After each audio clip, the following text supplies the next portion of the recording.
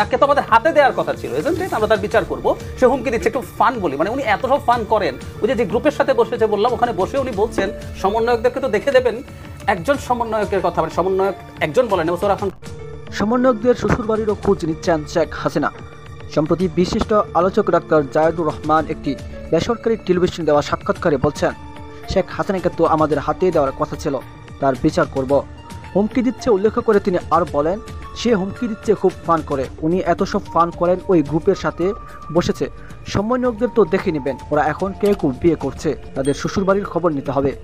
খুব অবাক হয়েছি মাসুদ ভাই উল্লেখ করে তিনি আরও বলেন, আশা করছেন শেখ হাসিনা মাফ চাইতে পারেন আকার ইঙ্গিতে। শেখ হাসিনা 2014 পর রাজনীতি করেছে, তার একটা মাফিয়া বা ক্রিমিনাল গ্যাং পাওয়ার ছিল। আমি ওনাকে ফ্যাসিস্ট বলি না, ফ্যাসিস্টদের একটি রাজনীতি থাকে, তিনি out and out criminal gang. আলোচনা দর্শক, আরেক কথা না বাড়িয়ে আমরা আলোচনার মূল পর্যায়ে চলে যাই।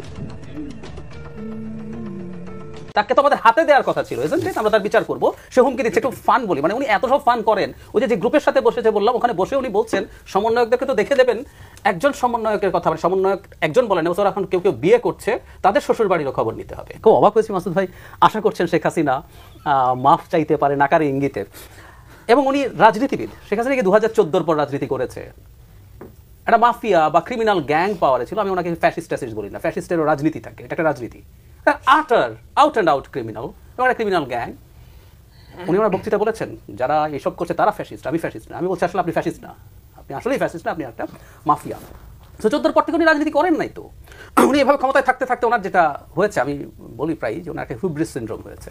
মানে যেখানে একটা মানুষ এমন ডিলিউশনে ভোগেন, তিনি গডের কাছাকাছি কিছু একটা হয়ে গেছেন, তিনি কোনো ভুল করেন না, কোনো সমস্যা।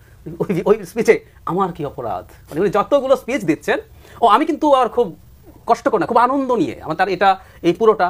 এই কয়েকদিন আগে আবার একটা সোকল্ড অনলাইন গ্রুপের সাথে বসে আবার কথা বলেছেন, তার আগে যেখানে যেখানে বলেছেন, আমার কাছে দুর্দান্ত বিনোদন মনে হয়, আমি খুব উপভোগ করি। এবং আরেকটা কারণে উপভোগ করি, একজন এই বিভৎস স্বৈরাচারকে এবং তার অসহায়ত্ব, মানে আমরা ইউনিয়ন ভয়েস কিন্তু ওটা খুঁজে পাই। এটা এক ধরনের আদিম আনন্দ, আমাদের রক্তের মধ্যে কোথাও প্রতিশোধ পরায়ণতা আছে। এটার জন্য ফিজিক্যাল অন্তত শুনে যে আমি তাকে এই পরিস্থিতিতে দেখছি, যে মানুষটা আমাদের দেশকে, আমাদের দেশের ইনস্টিটিউটকে সব ধ্বংস করে দিয়ে গেছে, আজকে তিনি একটা তৃতীয় শ্রেণীর কিছু লোকজনের সাথে বসে একটা গ্রুপ কলে বসে কনভারসেশনে পার্টিসিপেট করেন, অত্যন্ত নোংরা ধরনের মানুষজন যাদের এই ধরনের পরিচিতি আছে। সো আমি খুব আনন্দ নিয়ে শুনি। আচ্ছা, এবং 32 নম্বরের ঝুঁকি নিয়ে উনি যা যা বলেছেন, আগেও বলেছেন, নতুন করে আর কিছু যোগ করেন নাই। সো ওনার কাছ থেকে কিছু আশা করার কিছু নাই। বরং উনি নতুন আরেকটা, একসময় যেসব ব্যবহার করতেন, ঠিক এখন নতুন করে আরেকটা অজুহাত পেলেন। 32 নম্বরের কথা উনি ওনার স্পিচেও এনেছিলেন। আচ্ছা, এখন আপনি যে প্রশ্নটা করেছেন সেই প্রশ্নটা একটু বলি। সেটা হলো, আমি এই ঘটনার অনেকগুলো ডাইমেনশন আছে এবং আমাদের লস হয়েছে ইমেজের, আমি খুব মনে করি না এই একটা জায়গায়। আমি কিন্তু অন্য ঘটনাগুলোকে ঠেকানো সরকারের উচিত। ধরুন 32 নম্বর, আমরা যদি ঠিকঠাক মতো এটাকে মার্কেটিং করতে পারি, সেল করতে পারি, এটা কিন্তু ব্যাপারটা এরকম কমিউনিকেশনে সরকার যদি পারে। আমি বিদেশি মিডিয়াগুলোর যে কথা বললেন, ওগুলো কিন্তু প্রায় জায়গাতেই এসছে যে কিসের কনসিকুয়েন্সে এটা হয়েছে, প্রায় সব মিডিয়াতে আমি নিজেও দেখেছি। সুতরাং সরকারকে উচিত হবে এটাকে আরো বড় করে সামনে আনা, যেটা জাস্ট তোমার জন্য হয়েছে, এটা এই রিটালিয়েশন। একটা মানুষ চুপ থাকবে, তাকে তো আমাদের হাতে দেওয়ার কথা ছিল, এজেন্ট ইট? আমরা তার বিচার করব। সে হুমকি দিচ্ছে, একটু ফান বলি, মানে উনি এত সব ফান করেন। ওই যে গ্রুপের সাথে বসেছে বললাম, ওখানে বসে উনি বলছেন সমন্বয়কদেরকে তো দেখে দেবেন। একজন সমন্বয়কের কথা, মানে সমন্বয়ক একজন বলেন, ওরা এখন কেউ বিয়ে করছে, তাদের শ্বশুর বাড়িরও খবর নিতে হবে, মানে এসব বলছেন।